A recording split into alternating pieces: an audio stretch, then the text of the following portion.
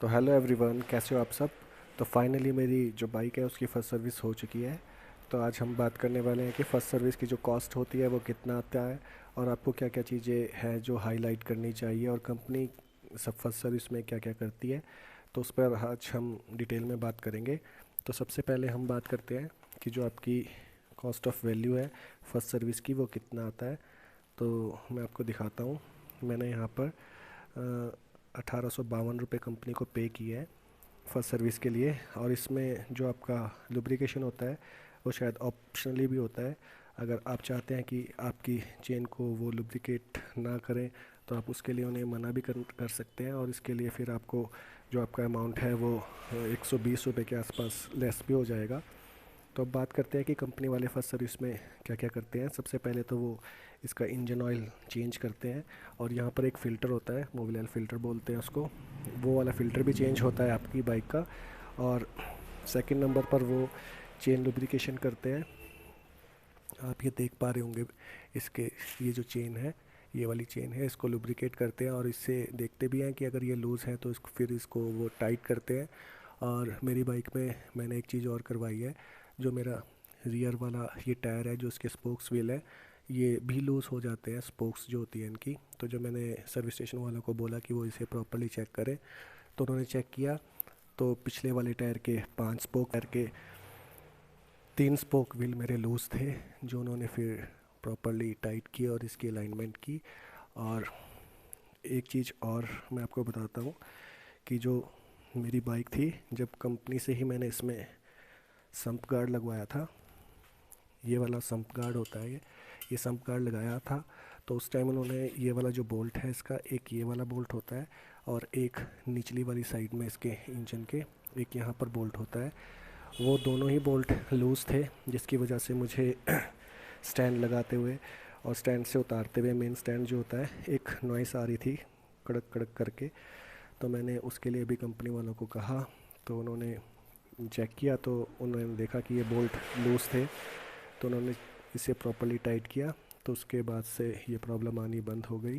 तो वैसे तो फर्स्ट सर्विस में यही होता है कि वो आपके इंजन ऑयल चेंज करते हैं, और मोबिल ऑयल फ़िल्टर चेंज करते हैं, एयर फ़िल्टर आपका क्लीन कर कर वापस लगा देते हैं, और जो आपका चेन है इसके इसे टाइट करते हैं और इसका लुब्रिकेशन करते हैं। और एक चीज़ और मैं आपको बता देता हूँ, एक इसके टैपेट होते हैं जो कि यहाँ पर लगे होते हैं टैपेट, उसको भी कंपनी वाले चेक करते हैं। अगर वो लूज़ होते हैं आपके, तो उसको भी प्रॉपरली वो उसका गैप सही कर कर उसे टाइट कर देते हैं, ताकि जो टक टक की एक नॉइज़ होती है वो नॉइज़ कम आनी शुरू हो जाती है। क्योंकि जब कंपनी से आपको बाइक दी जाती है, तो कंपनी से भी कहीं ना कहीं सर्विस स्टेशन वालों को ये नोटिफिकेशन होता है कि वो टैपेट ज़रूर चेक करें इसके। तो किसी कारणवश अगर सर्विस स्टेशन वाले आपके टैपेट चेक करना भूल जाते हैं, तो ये आपका फ़र्ज़ बनता है कि आप उन्हें याद कराएं, क्योंकि कहीं ना कहीं बाइक तो आपकी ही है, और अगर आने वाले टाइम में कोई प्रॉब्लम फेस करने को मिलती है तो वो आपको ही मिलेगी। तो थोड़ा सा अवेयर कस्टमर को भी होना चाहिए कि वो अपने बाइक की कितनी केयर करता है, ताकि इन फ्यूचर उसे किसी तरीके की प्रॉब्लम को फेस करना ना पड़े। ये तो रही फ़र्स्ट सर्विस की बात। जैसा कि आप सभी जानते ही हैं कि जो फ़र्स्ट सर्विस है उसके लिए जो गाइडलाइंस होती हैं कंपनी ने दी हुई, वो 500 किलोमीटर या फिर 45 डेज़ होते हैं फ़र्स्ट सर्विस के लिए। जो भी आपका पहले कंप्लीट होता है या तो किलोमीटर या फिर 45 डेज़, तो उसके अंदर अंदर आपको सर्विस करवानी पड़ती है। मैंने जब फर्स्ट सर्विस करवाई थी तो मेरी बाइक 475 किलोमीटर चल चुकी थी, तो उसमें मैंने फ़र्स्ट सर्विस करवा दी थी। तो आप भी इस चीज़ का ध्यान रखें कि जब फर्स्ट सर्विस करवाने के लिए जाएं तो 500 किलोमीटर पूरे ना हुए हुए हों, 400 समथिंग पे ही आप फर्स्ट सर्विस अपनी करवा लें, और 45 डेज़ के अंदर ही। क्योंकि इससे आपको बेनिफिट ये होगा कि जो आपकी बाइक कंपनी आपको देती है, तो जो उसमें गाइडलाइंस दी होती हैं कंपनी ने, उसको फॉलो करना ज़रूरी इसलिए होता है क्योंकि अगर इसके बीच में कोई आपके पार्ट्स ख़राब हो जाते हैं और वो गारंटी पीरियड में होते हैं, वारंटी पीरियड में होते हैं, तो कंपनी उसे फ्री ऑफ कॉस्ट फिर चेंज कर कर देती है। जैसा कि आप जानते ही हो कि मेरी बाइक में पीछे क्या प्रॉब्लम चल रही थी। इसमें जो MIL लाइट थी, इसकी माल फंक्शन लाइट, जो ये एन के नीचे आ रही है, जब मैं बाइक स्टार्ट कर देता था तब भी ये लाइट आ रही थी। क्योंकि ये लाइट पर आप सभी ध्यान दिया दिया करिए, क्योंकि ये लाइट तब तक रहती है जब तक बाइक स्टार्ट नहीं है, और जैसे ही आप बाइक स्टार्ट करते हो तो ये लाइट चली जानी चाहिए। मैं आपको दिखा भी देता हूँ। अब आप देख सकते हैं कि मैंने बाइक स्टार्ट कर दिया है और ये लाइट ऑटोमेटिकली ऑफ हो गई है। तो पहले मेरे साथ हो ये रहा था कि ये लाइट ऑफ नहीं हो रही थी अपने आप, तो जिसकी वजह से मुझे बहुत परेशान होना पड़ा। तकरीबन 1 महीना लग गया इस प्रॉब्लम को रिसॉल्व करने में। कंपनी वाले भी, अगर मैं इतना प्रेशराइज़ नहीं करता कंपनी वालों को, बार बार उन्हें उनके नोटिस में ये बात नहीं लाता कि मेरे को ऐसी ऐसी प्रॉब्लम का सामना करना पड़ रहा है, तो शायद कंपनी वाले भी इसे लाइट वे में ले जाते। और इन फ्यूचर इस लाइट की वजह से कोई मुझे बड़ी प्रॉब्लम का सामना करना पड़ सकता था। तो इसलिए मैं कहना चाहता हूँ कि सबसे पहले कस्टमर को भी अवेयर होना बहुत ज़्यादा ज़रूरी है। तो उसके लिए आपको छोटी छोटी बातों का ध्यान रखना बहुत ज़्यादा ज़रूरी है। अगर कोई भी आपकी बाइक ऐसा बिहेव कर रही है जिससे आपको लगता है कि बाइक में कोई प्रॉब्लम है, तो उसके लिए जल्द से जल्दी जाकर आपको कंपनी वालों को इस बारे में बताना चाहिए। उनमें से कई चीज़ें ऐसी हो सकती हैं जो बहुत ही छोटी है, और कई चीज़ें ऐसी हो सकती हैं जो मेजर भी फॉल्ट हो सकता है। तो बात करते हैं कि क्या ऐसी चीज़ें हैं जो आपको कंपनी को बतानी बहुत ज़्यादा ज़रूरी हो जाती है। एक आपका जो आपका इसका हैंडल बार है, ये कई बारी लूज़ हो जाता है बहुत ज़्यादा, या टाइट हो जाता है, जिसकी वजह से बाइक एक ही साइड को खींचने लगती है और आपको ड्राइव करते हुए अनकंफर्टेबल फील होता है। अगर आप इस प्रॉब्लम को कंपनी वालों को नहीं बताएं और बाइक को ऐसे ही चलाते रहे, तो इन फ्यूचर आपको इसका हर्जाना भुगतना पड़ सकता है। जैसे कौन आपका हैंडल का कौन सेट होता है, इसकी वजह से वो भी कट सकता है, और जो अलाइनमेंट होती है आपकी वो भी आउट हो सकती है। तो इन छोटी छोटी बातों का ध्यान रखें। और अगर कोई भी आपकी बाइक में अब नॉर्मल सी आवाज़ आती है जो रेगुलर ड्राइव करने पर नहीं आती हो और अचानक ही आने लग गई हो, तो उसका भी ध्यान करें और कंपनी वालों को बताएं कि आपको ऐसी ऐसी प्रॉब्लम आ रही है। क्योंकि जो बाइक ड्राइव करता है उसे पता होता है कि उसकी बाइक पहले कैसा बिहेव करती थी और अब कैसा कर रही है। तो छोटी छोटी बातों का अगर आप ध्यान रखोगे तो इन फ्यूचर कुछ बड़ा फॉल्ट पड़ने से पहले ही आप उसे छोटे में ही ठीक करा पाओगे। और अब बात करते हैं इसके क्रोम की। आप देख पा रहे होंगे जो निकल एरिया है इसका, ये नीट एंड क्लीन पड़ा है। मेरी बाइक को अभी 1.5 महीने के आसपास हो चुके हैं लिए हुए, तो ये नीट एंड क्लीन पड़ा है। और मैंने बहुत सी बाइकें देखी हैं जो अभी लिए हुए कुछ ही टाइम हुआ हुआ होता है उनको, मतलब हार्डली 1 वीक या 2 वीक, पर उनका जो आपका ये निकल वाला एरिया है, जो उसमें वाटर मार्क्स आ जाते हैं उनके, तो वो वाटर मार्क्स जो होते हैं उनका आने का सबसे बड़ा कारण ये होता है कि जब हम कभी भी बाइक स्टार्ट करते हैं तो हम ये नहीं देखते हैं कि हमारे जो निकल वाला एरिया है उस पे कहीं पानी की डॉट या बूंदें वगैरह तो नहीं अटकी हुई है। तो अगर आप उस पानी को साफ़ नहीं करते हो और ऐसी बाइक ड्राइव करने लग जाते हो, तो वो पानी जब भाप बनकर उड़ जाता है तो अपने पीछे एक वाटर मार्क्स छोड़ जाता है, जो बाद में बफिंग के अलावा आप साफ भी नहीं कर सकते हो। पॉलिश से भी कई बारी वाटर मार्क्स इतने ज़्यादा हार्ड हो जाते हैं कि वो पॉलिश से भी नहीं जाते हैं, और उनके लिए आपको फिर बफिंग ही करानी पड़ती है। और ज़्यादातर होता ये है कि जब भी आप सर्विस स्टेशन में जाते हो वॉशिंग वगैरह कराने के लिए, तो वो आपको वॉश कर कर और कपड़े के साथ बाइक को सुखाकर आपके हैंड ओवर कर देते हैं बाइक। तो उस टाइम तो आपको देखने में यही लगेगा कि आपके इंजन वाले एरिया में या आपके सलेंसर के ऊपर, एग्जॉस्ट है जो आपका, उसके ऊपर कोई भी पानी नहीं है।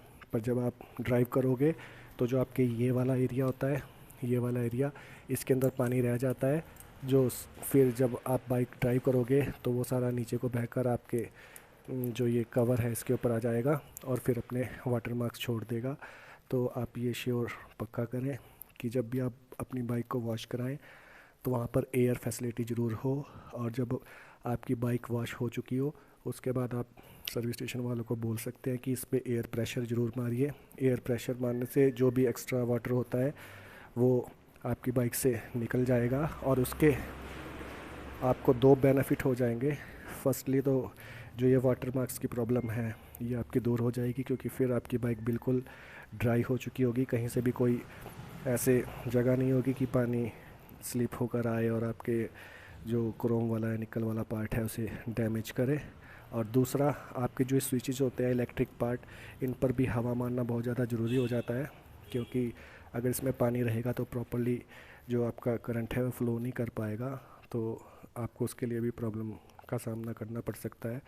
और तीसरा पॉइंट ये है एयर प्रेशर मरवाने का वॉशिंग के बाद, कि जो आपके नट बोल्ट्स होते हैं, जो भी आपके लोहे वाला एरिया होता है, उसमें जंग लगने से भी बचेगा, क्योंकि जब एयर प्रेशर के साथ आप उस पानी को निकालोगे तो कोई सा भी पार्ट आपका ऐसा नहीं रहेगा जहाँ पर पानी रुक सके। और अगर पानी नहीं रुकेगा तो जंग भी आपकी जो बॉडी है या आपके जो नट बोल्ट्स हैं, उस आपके स्टैंड वाला एरिया है, ये जंग नहीं पकड़ेंगे, जिसकी वजह से जो आपका जंग लगने की वजह से चेसिस वगैरह फ्रेम ख़राब हो जाते हैं, या नट बोल्ट खुलते नहीं हैं, वो टाइट रह जाते हैं। इन सब प्रॉब्लम का आपको सामना नहीं करना पड़ेगा। तो यही कुछ होता है फर्स्ट सर्विस में, जो कि मैं आपको बता ही चुका हूँ। और अब जो नेक्स्ट सर्विस है वो 6 मंथ या फिर 5,000 किलोमीटर के बाद होगी। और सेकंड सर्विस में तो वो कुछ ज़्यादा करेंगे नहीं, रूटीन चेकअप होगा बाइक का, नट बोल्ट्स वगैरह टाइट करेंगे, एयर फिल्टर को क्लीन करेंगे और इंजन ऑयल लेवल चेक करेंगे। ये सब कुछ होता है। बस यही कहना चाहूँगा कि अगर आप अपनी बाइक से प्यार करते हैं तो इसे अपनी गर्लफ्रेंड की जैसा ही रखिए, क्योंकि जितना आप इसका केयर करोगे उतना ज़्यादा ये आपको रिस्पॉन्स अच्छा देगी। क्योंकि ये बाइक चलती भी अच्छी उन्हीं के पास है जो इसे दिल से प्यार करते हैं, क्योंकि ये भी हमारे फैमिली मेम्बर की तरह ही होता है। जितना आप इसकी केयर करोगे उतना ही ये आपको ज़्यादा अच्छा परफॉर्मेंस कर देगी।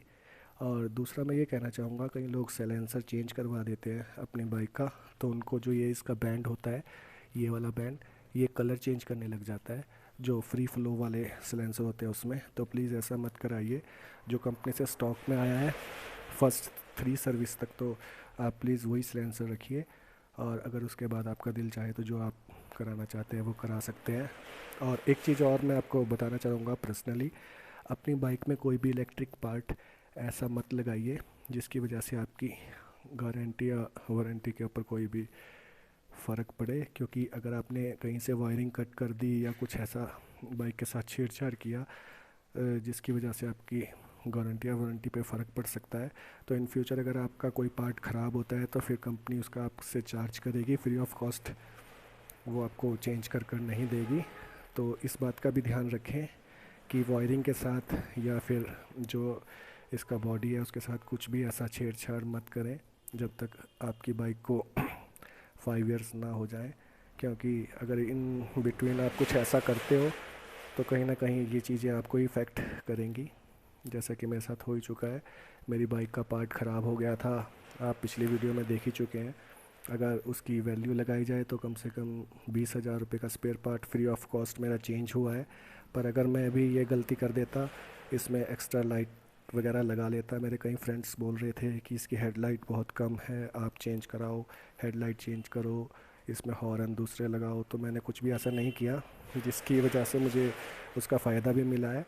फ्री ऑफ कॉस्ट कंपनी ने मेरा काम कर दिया है। तो यही सब कुछ है इसमें, बाकी तो कुछ नहीं है। तो मिलते हैं आपसे नेक्स्ट वीडियो में। तो तब तक के लिए सभी से यही कहना चाहूँगा कि प्लीज़ ज़्यादा से ज़्यादा मेरी वीडियो को शेयर करें, लाइक करें एंड कमेंट करें। और जो लोग नए जुड़े हैं अभी जल्दी से जाकर चैनल को सब्सक्राइब करें, ताकि इन फ्यूचर जब भी कोई ऐसी इंफॉर्मेटिव वीडियो मैं डालूँ तो उसका नोटिफिकेशन आपको आ सके।